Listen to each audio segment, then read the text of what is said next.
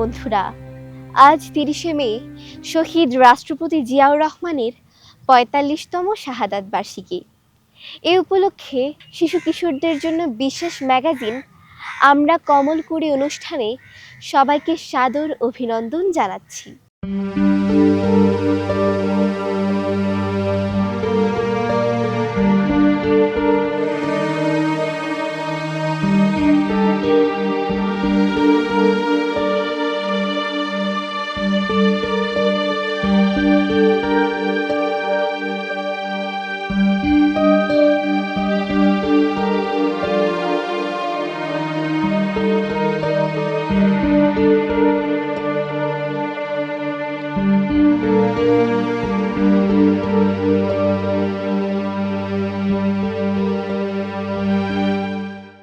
সুধী মণ্ডলী, এখন কবি মোহাম্মদ মঈন বিশ্বাসের কবিতা রণাঙ্গনের বীর কোমল কবিতা অবলম্বনে প্রফেসর মুজিবুর রহমানের সুরে দলীয় সঙ্গীত নিয়ে আসছে আমাদের ছোট্ট বন্ধুরা।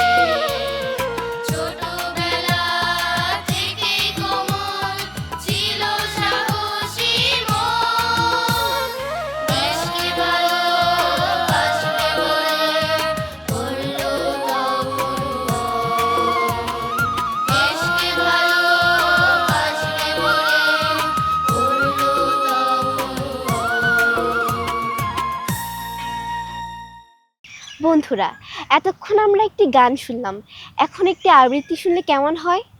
কবি ফেরদৌসী খানম রিনার লেখা কবিতা তুমি ছিলে তুমি আছো কবিতা থেকে আবৃত্তি শোনাবে বন্ধু আহনাফ আব্দুল্লাহ।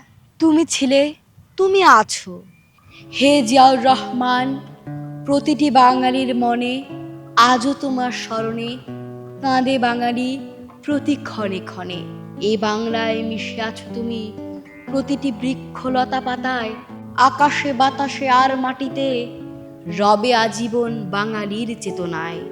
তোমার ভালোবাসা ছিল বাঙালির তরে খাঁটি ও পবিত্র, তোমার অবদান বাংলার তরে রবে অম্লান অমলিন, বাঙালি রাখবে স্মরণ তোমায় চিরদিন। তুমি জাগালে প্রেরণা মাতৃভূমির জন্য, তাই তো বাঙালি দেশের তরে জীবন দিয়ে হলো ধন্য। কি নির্মম নিষ্ঠুর ঘাতক বাহিনী নিল প্রাণ নিষ্ঠুর হাতে, বাংলার আশার প্রদীপ নিভিয়ে দিল ৩০শে মে।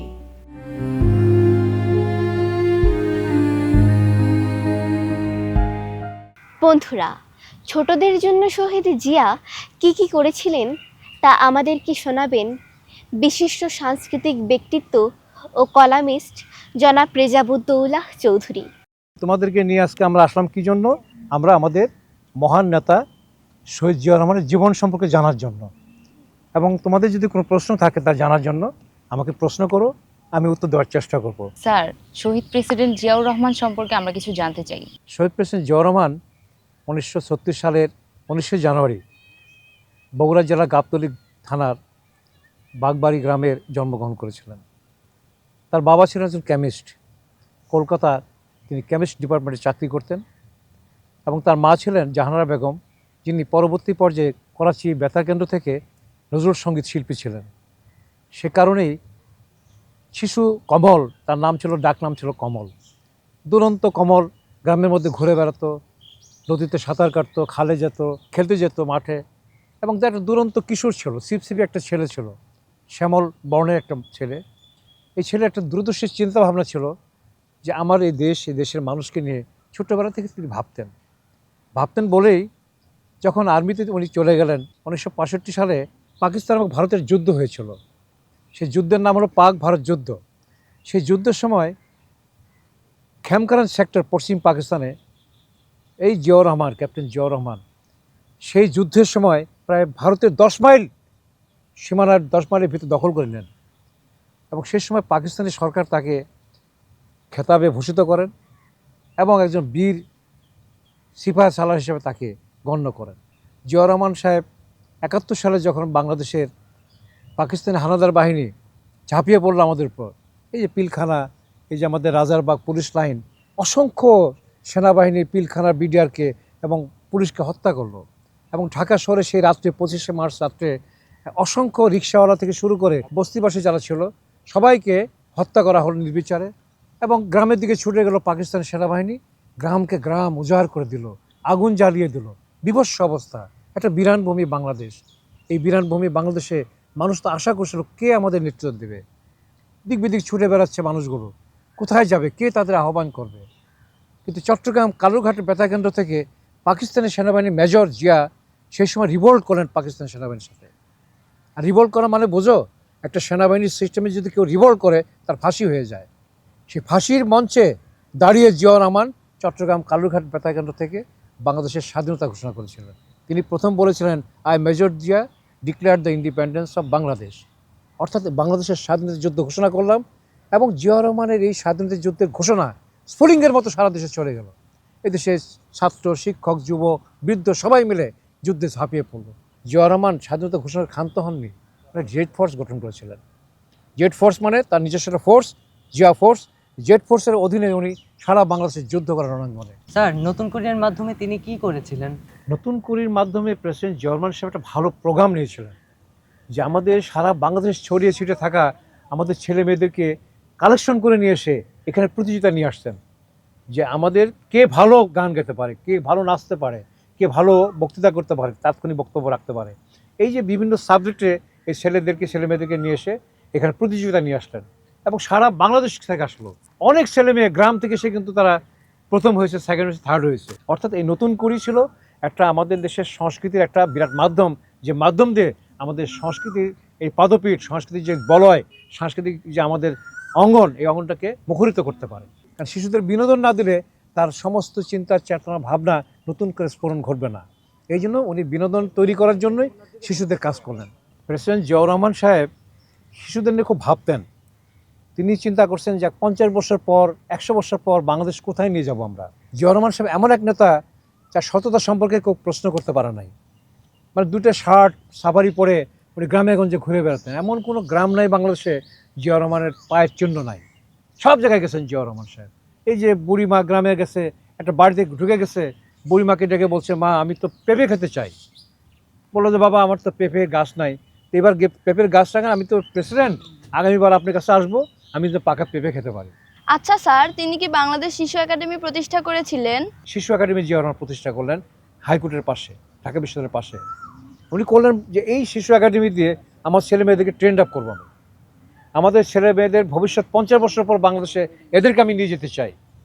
এই ছেলে মেয়েদেরকে ট্রেন্ড আপ করলেন। জিয়াউর রহমান ওখানে চলচ্চিত্র নির্মাণ, শিশুদের চলচ্চিত্র নির্মাণ করলেন। জিয়াউর রহমান শিশুদের জন্য বিদেশে পাঠানোর ব্যবস্থা করলেন। ট্রেন্ড আপ, এই ছেলেমেয়েরা বিদেশে যাবে। এই ছেলে মেয়েদেরকে তৈরি করলেন যে তোমরা আর্টে যারা ভালো তা আর্ট করো, যারা গানে ভালো গান করো, যারা নাচে ভালো তা নাচ করো, সাংস্কৃতিক কর্মকাণ্ডের মধ্যে ব্যস্ত থাকো সবাই। অর্থাৎ পাঠ্যপুস্তকের পড়াশোনার পাশাপাশি আমাদের সাংস্কৃতিক কর্মকাণ্ডে যখন আমরা থাকবো, তখন দেখবো যে আমাদের মেধার বিকাশ অন্যভাবে হয়ে গেছে। স্বাধীনতার মহান ঘোষক শহীদ প্রেসিডেন্ট জিয়াউর রহমানের হাত ধরে আপনি রাজনীতির অঙ্গনে পা রেখেছেন। বাংলাদেশের কৃষ্টি কালচারের ক্ষেত্রে সেই সময় সবচেয়ে বড় বাধা কী ছিল? স্বাধীনতার মূল্যবোধ কী ছিল? যে গণতান্ত্রিক অধিকার, মৌলিক অধিকার, বাক ব্যক্তির স্বাধীনতা, আমাদের স্বাধীন সংস্কৃতি চর্চা করব। কিন্তু সেই সমস্ত জিনিসকে রুদ্ধ করে দিয়ে একদলীয় শাসন ব্যবস্থা বাংলাদেশে চালু হলো। সমস্ত পত্রপত্রিকা বন্ধ করে দেওয়া হলো। 4টি মাত্র পত্রিকা তার নিয়ন্ত্রণে রাখলেন, সরকার নিয়ন্ত্রণে রাখলেন। রক্ষীমের নাম শুনেছো তোমরা, রক্ষীমের মাধ্যমে। তার মানে কি, একটা শ্বাসরুদ্ধকর পরিবেশ বাংলাদেশে ছিল।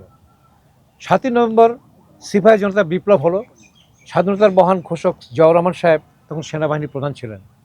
তাকে বন্দি করা হলো এবং জিয়াউর রহমান তার ক্যান্টনমেন্টের বাসভবনে বন্দী ছিলেন।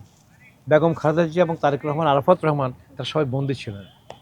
তখন বাংলাদেশের বিস্ফোরণ ঘটে গেল। এই স্বাধীনতার ঘোষককে বন্দী করে রাখা হয়েছে, তাকে মুক্ত করতে হবে। কি করলেন? সিপাহীরা বিপ্লব ঘটালেন। সমস্ত বাংলাদেশের সিপাহীরা, আর্মি, সেনাবাহিনীর লোকেরা বিপ্লব করলেন, সাথে জনগণ গেলেন। জনগণের রাস্তায় লক্ষ লক্ষ মানুষ রাস্তায় নেমে গেলেন এবং জিয়াউর রহমানকে ক্যান্টনমেন্ট থেকে মুক্ত করে এনে তারা কি করলেন? রাষ্ট্রীয় ক্ষমতা অধিষ্ঠিত করলেন। এবং জিয়াউর রহমান এসে কি প্রথম যে কাজটা করলেন, যে আমাদের সাংস্কৃতিক যে বন্ধ্যাত্ব, সাংস্কৃতিক যে একটা রুদ্ধকর অবস্থা, শ্বাসরুদ্ধকর অবস্থা, এখানে মুক্ত করে দিলেন। তিনি বললেন যে দেশ আমার সবার, এখানে হিন্দু থাকবে, মুসলিম থাকবে, খ্রিস্টান থাকবে, এখানে সমতলের মানুষ থাকবে, পাশাপাশি পাহাড়ি মানুষগুলো থাকবে।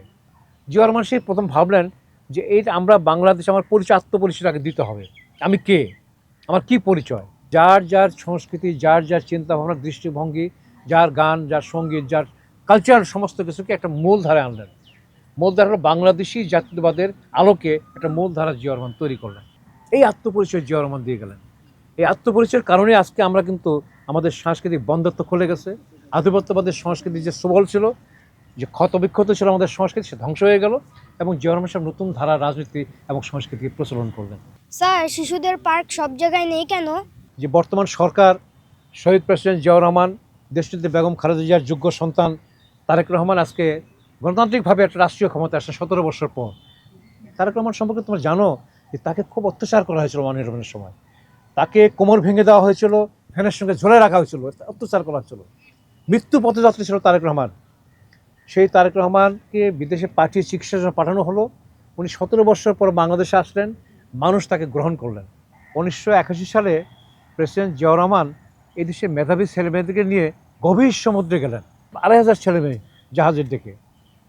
তো পূর্ণিমার রাত জাহাজের ডেকে আমরা সেমিনার করতাম রেগুলার, প্রতি জিয়াউর রহমান সাহেব বক্তব্য রাখতেন। তো একবার 19শে জানুয়ারিতে প্রেসিডেন্ট জিয়াউর রহমানের সাহেবের জন্মদিন আমরা জানতাম না। এটা বীর ডাক্তার বদরুদ্দোজা চৌধুরী সাহেব, আমাদের মহাসচিব, উনি আমাদেরকে বলেছিলেন যে আজকে কিন্তু 19শে জানুয়ারি প্রেসিডেন্ট জিয়াউর রহমানের জন্মদিন। প্রেসিডেন্ট জিয়াউর রহমানের জন্মদিন এক কাজ করো, একটা কেক বানানো হচ্ছে, তোমরা একটু ছেলে মেয়েদেরকে জন্মদিনের গান উপহার দেবে। কেক দেখার পর জিজ্ঞেস করেন কেক কেন? আমরা বললাম যে স্যার আজকে আপনার জন্মদিন, আপনার জন্মদিন উপলক্ষে আমরা কেক কাটব। খেপে গেলেন আমাদের উপর। কে তোমাকে বলছে আমার জন্মদিন আজকে? হ্যাঁ, আমাকে স্যার 2014 সাল স্যার বলছে, উনি বলছেন। তাই নাকি? কহা আচ্ছা ঠিক আছে, ওনাকে দিয়ে কেক কাটাও। যাক 20 সাহেব কেক কাটলাম, আমরা কেক কাটলাম, কেটে সবই করলাম। উনি কালো চশমা পরতেন, চশমার ফাঁক দিয়ে তার চোখের অশ্রু গড়ে উঠছে, কেন জানি না, আমি জানি না। আমি খুব তাকালাম তার দিকে, যে চোখের কোণা থেকে অশ্রু ঝরে পড়ছে। আমরা জন্মদিনে কিন্তু কেক কাটছি, উনি কেকও খেলেন না, কিছুই করলেন না। পর আমাকে ডাকলেন, ডেকে বললেন যে ডাক্তার বলছে চৌধুরীকে গান গাইতে বলো। আমি অ্যানাউন্স করলাম যে আজকের এই জন্মদিন অনুষ্ঠানে আমাদের পার্টির মহাসচিব ডাক্তার বৌদ্ধ চৌধুরী সাহেব একটা সঙ্গীত পরিবেশন করবেন। উনি একটা রবীন্দ্রসঙ্গীত পরিবেশন করলেন, এই মণিহার আমায় নাহি সাজে। বৌদ্ধ চৌধুরী সাহেব গান গাইলেন, আর চৌধুরী সাহেব বলছেন এবার প্রেসিডেন্টকে বলো গান গাইতে। তো আমি অ্যানাউন্স করলাম যে মহামান্য রাষ্ট্রপতি, আপনি আমাদের সামনে একটা সঙ্গীত পরিবেশন করেন। উনি অডিয়েন্স থেকে সরাসরি চলে আসলেন, এসে আমাদের ছেলেমেয়েদেরকে বললো যে এক কাজ করো, প্রথম বাংলাদেশ আমার শেষ বাংলাদেশ গানটা তোমার ধরো। জিয়াউর রহমান সাহেব এই ছেলেমেয়েদেরকে নিয়ে প্রথম বাংলাদেশ আমার শেষ বাংলাদেশ, জীবন বাংলাদেশ আমার মরণ বাংলাদেশ গানটি গাইলেন। সাথে সাথে প্রায় 2,500 ছেলেমেয়ে একসঙ্গে গাইলেন। আমার কাছে মনে হলো পূর্ণিমা রাত, সাগরের ঢেউয়ের সাথে এই গানগুলো সারা বাংলাদেশে ছড়িয়ে যাচ্ছে। স্যার, প্রেসিডেন্ট জিয়াউর রহমান কিভাবে শহীদ হয়েছিলেন? প্রেসিডেন্ট জিয়াউর রহমান সাহেব মাত্র 3 ঘন্টা ঘুমাতেন। রাত 3টের সময় তিনি বঙ্গভবন থেকে বাসায় যেতেন। উনি খাওয়া দাওয়া করে তাহাজ্জুদ নামাজ পড়ে, ফজর নামাজ পড়ে ঘুমাতেন, আবার সকালবেলা উঠে উনি অফিসে যেতেন। তো একবার প্রেসিডেন্ট জিয়াউর রহমান সাহেব চট্টগ্রাম গেলেন একটা মিটিংয়ে। সার্কিট হাউসে ডাক্তার বৌদ্ধ চৌধুরী সহ আমাদের বিএনপি নেতৃবৃন্দ সবাই উপস্থিত। রাত্রি যাপন করলেন ওখানে জিয়াউর রহমান সাহেব। হঠাৎ করে রাত্রিবেলা একদল বিদ্রোহী সেনাবাহিনী, বিপদগামী সেনাবাহিনীর কিছু অংশ জিয়াউর রহমানের রুখে ঢুকে তাকে গুলি করেন সরাসরি, এবং সমস্ত সার্কিট হাউসে একটা গুলির একটা বিশাল বিভৎসতা তৈরি হয়ে গেল, ভীতিকর অবস্থা তৈরি হয়ে গেল। জিয়াউর রহমানের সিকিউরিটি যা ছিল যুদ্ধ মতো গোলাগুলি শুরু হয়ে গেল, এবং ততক্ষণে তারা জিয়াউর রহমানকে মেরে ফেলল। এই যে মেরে ফেলার পর তার লাশটা কিন্তু গোপনে দাফন করার চেষ্টা করেছিল চিটাগাংয়ে। সারা বাংলাদেশ থেকে ছাত্রদল, যুবদল, বিএনপি, জাসাস সবাই একত্রিত হয়েছে এখানে। তো সকালে আমরা যখন শুনলাম আমাদের প্রাণপ্রিয় নেতা, স্বাধীনতার মহান ঘোষক, বাংলাদেশের মানুষের গণমানুষের নেতা, দেশপ্রেমিক নেতা জিয়াউর রহমানকে শহীদ করা হয়েছে, হত্যা করা হয়েছে, এটা সারা বাংলাদেশের মানুষের মধ্যে স্তব্ধ নেমে আসলো। এবং সেই সময় আমরা ঢাকা শহরে আমরা গায়েবানা জানাজা করার জন্য ডাক দিলাম। সেখানে স্টেডিয়ামে লক্ষ লক্ষ মানুষ ছুটে আসলো। কোত্থেকে মানুষ আসলো আমরা জানলাম না, লক্ষ লক্ষ মানুষ ঢাকা শহর ছেয়ে গেল, গায়েবানা জানাজা হলো। তারপরে কি হলো, জিয়াউর রহমানের লাশ যখন নিয়ে আসা হলো তখন একটা হৃদয় বিদারক দৃশ্য। আমাদের বেগম খালেদা জিয়া, তারেক রহমান সাহেব লাশের উপরে পড়ে যাচ্ছে, কান্নাকারি করতেছেন, মানুষ কান্নাকারি করতেছে। মানুষ কোথায় যাবে? নেতৃত্ব হারিয়ে ফেলছে আমরা, আমাদের নেতা তো নাই, কোথায় যাব আমরা? পৃথিবীর একটা ইতিহাসে সবচেয়ে বড় জানাজা এবং পৃথিবীতে সর্বশ্রেষ্ঠ জানাজা জিয়াউর রহমানের হয়েছিল। কারণ মানুষ এত ভালোবাসতো, মানুষকে যে ভালোবাসে মানুষ তার প্রতিদান দেয়। আচ্ছা স্যার, খাল খনন কেন করেছিলেন? চায়না থেকে নদী আসছে, ভারত থেকে নদী আসছে, হিমালয় থেকে নদী আসছে, নদী কিন্তু বিভিন্ন দেশ থেকে আসছে। এটা আন্তর্জাতিক অধিকার আমার নদীর পানি পাওয়া। নদীর পানি আমরা পাই না, তাহলে কী করতে হবে? বন্যার সময় 54টা নদীর পথে বাদ দিয়ে ফেলছে ভারত। বন্যার সময় তারা কি করে? সমস্ত পানি একসঙ্গে ছেড়ে দেয়। আমরা ভাটি অঞ্চলে বসবাস করি, নিচু এলাকায় বসবাস করি, পানি সব এসে আমাদের ধুয়ে নিয়ে চলে যায় বঙ্গোপসাগরে। মার্কিন পররাষ্ট্রমন্ত্রী বলছিল বাংলাদেশের বটমলেস বাস্কেট, এর ভিতরে যা রাখা যায় সব খালি নিতে পড়ে যায়, তাহলে লুটপাট হয়ে যায়। তো সেই বাংলাদেশের জিয়াউর রহমান কী করলেন, যে আমাদের স্বনির্ভর হতে হবে। স্বনির্ভর হওয়ার জন্য কী কাজটা করতে হবে, যে ভারত একটা বিরাট প্রতিবেশী আমাদের, তার সঙ্গে তো যুদ্ধ করে আমি পারবো না, আমাকে কৌশল করতে হবে। তো এই কৌশলটা করলেন জিয়াউর রহমান সাহেব। জিয়াউর রহমান বললেন যে এক কাজ করি, আমরা খাল খনন, নদী পুনঃখনন করি। সারা বাংলাদেশের জিয়াউর রহমান খাল এবং নদী পুনঃখনন করলেন। বন্যার সময় পানিগুলো সব ধরে রাখলেন, শীতের সময় ওই পানিগুলো দিয়ে আমরা আমাদের যে নদীতে যে পানি সংরক্ষণ করলাম, এটা দিয়ে আবাদ করলাম। এক ফসল যে জমি হতো, যে জমিতে এক ফসল হতো, সেই জমিতে 3 ফসল হতো। আচ্ছা স্যার, মুক্তিযুদ্ধে ওনার কি অবদান ছিল? বাংলাদেশের কিন্তু স্বাধীনতা ঘোষক ছিলেন জিয়াউর রহমান সাহেব, তখন তিনি মেজর ছিলেন। শুধু ঘোষণা করে ক্ষান্ত থাকেননি, জিয়াউর রহমান সাহেব নিজে যুদ্ধ করেছেন, সরাসরি রণাঙ্গনে যুদ্ধ করছেন, জেট ফোর্স তৈরি করছেন। এই যে আমাদের সিলেট থেকে শুরু করে এই এলাকা টোটাল জিয়াউর রহমান যুদ্ধ করছেন, এবং যুদ্ধ করে জিয়াউর রহমান তার জেট ফোর্সের মধ্য দিয়ে বাংলাদেশের স্বাধীনতার লাল পতাকা, আমাদের সার্বভৌমত্ব, আমাদের স্বাধীনতা উনি কিন্তু আমাদের উপহার দিয়েছেন। স্যার, চিকিৎসার ক্ষেত্রে ওনার অবদান কি ছিল? প্রেসিডেন্ট জিয়াউর রহমান সাহেব শুধু শহরের মানুষের চিকিৎসার ব্যবস্থা করেন নাই, উনি কী করলেন, গ্রামের প্রান্তিক জনগোষ্ঠী যাতে চিকিৎসার সুযোগ পায় উনি কিন্তু গ্রাম সরকার তৈরি করেছিলেন। প্রত্যেকটা গ্রামে গ্রাম সরকার তৈরি করছেন এবং গ্রাম সরকারের পাশাপাশি গ্রাম ডাক্তার তৈরি করলেন। গ্রাম ডাক্তার কী করবে, ওই এলাকার যত এলাকার রুগী থাকবে বা চিন্তাভাবনা যাদের রুগী হয়ে গেছেন তাদের চিকিৎসা ব্যবস্থা করবে, আর গ্রাম সরকার করবে এলাকা উন্নয়ন করবে। অর্থাৎ তৃণমূলে চলে গেলেন জিয়াউর রহমান সাহেব, গ্রাম পর্যায়ে প্রান্তিক পর্যায়ে চলে গেলেন। এই গ্রাম সরকার গ্রাম ডাক্তারের মধ্য দিয়ে আমাদের চিকিৎসা ক্ষেত্রে বিপ্লব ঘটালেন জিয়াউর রহমান সাহেব। মাঠকর্মী মানে স্বাস্থ্যকর্মী নিয়োগ দেওয়া হবে, তার মধ্যে 80% জন মহিলা, তারা গ্রামে কাজ করবে এবং তারা প্রিভেনশন কাজ করবে। কীভাবে করবে, যে এই খাদ্যদ্রব্য খেলে আমাদের ক্ষতি হয়, ধূমপান করলে আমাদের ক্ষতি হয়, এই খাবারটা আপনি খাবেন না, এইভাবে চলাচল করবেন, আপনার ডায়াবেটিস হলে এই কাজটা করবেন, আপনার কিডনির সমস্যার এই কাজ যাতে না হয়, এই জন্য প্রিভেনশনের জন্য এই কাজগুলো তারা সব করছেন। আচ্ছা স্যার, শিক্ষকদের ক্ষেত্রে ওনার অবদান কি ছিল? শিক্ষার মান উন্নয়নের জন্য জিয়াউর রহমান অনেক কাজ করেছিলেন। তার মধ্যে একটি বৃহত্তর কাজ হলো শিক্ষকদের বেতন 50% উনি বাড়িয়ে দিয়েছিলেন, অর্থাৎ শিক্ষকরা যাতে স্বাচ্ছন্দ্যভাবে কাজ করতে পারে। অভাব নিয়ে তো কাজ করতে পারবো না, আমার পেটে ক্ষুধা, আমি কীভাবে মানুষকে পরামর্শ দেবো? আমার ক্ষুধা নিবারণের জন্য আমার শিক্ষকদের মানে বেতন ভাতা বাড়িয়ে দিয়ে জিয়াউর রহমান সাহেব এই শিক্ষকদের স্বাবলম্বী করার চেষ্টা করেছেন। আর বেগম খালেদা কী করছেন জানেন আপনারা? যে আমাদের প্রাইমারি স্কুলের ছাত্রছাত্রীদের জন্য দ্বাদশ শ্রেণী পর্যন্ত শিক্ষা ফ্রি করে দিলেন বেগম খালেদা জিয়া। হ্যাঁ, অর্থাৎ আর তারেক রহমান সাহেব এসে গ্রাজুয়েশন পর্যন্ত ফ্রি করে দিচ্ছে মেয়েদের, এই চিন্তা ভাবনা তার মধ্যে আসছে। অর্থাৎ আমাদের মেয়েরা আগে আসুক। জিয়াউর রহমান যে কাজটা করছেন সেটা হলো কি, গার্মেন্টস। দেখেন গার্মেন্টস, দেখো তোমরা, গার্মেন্টসের সে সময় একটা গার্মেন্টস ছিল, কাজী কাদের নামে এক ভদ্রলোক ছিলেন, তার একটা দেশ গার্মেন্টস ছিল।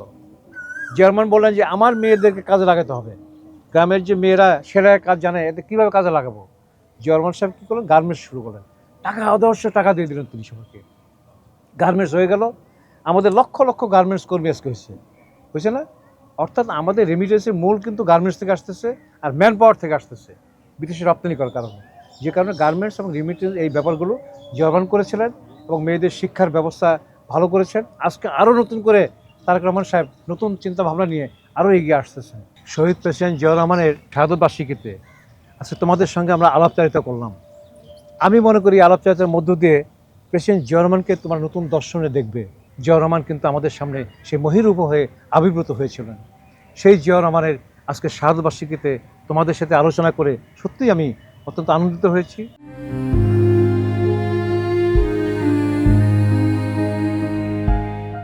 বন্ধুরা, আমরা অনুষ্ঠানের শেষ পর্যায়ে চলে এসেছি। এখন আমরা সঙ্গীত পরিচালক প্রফেসর মুজিবুর রহমানের নির্দেশনায় জনপ্রিয় একটি দেশাত্মবোধক গান শুনব। তার আগে আমি আফিজা আমতুল্লাহ বিদায় নিচ্ছি। ভালো থাকুন, সুস্থ থাকুন, দেশকে ভালোবাসুন। আল্লাহ হাফেজ।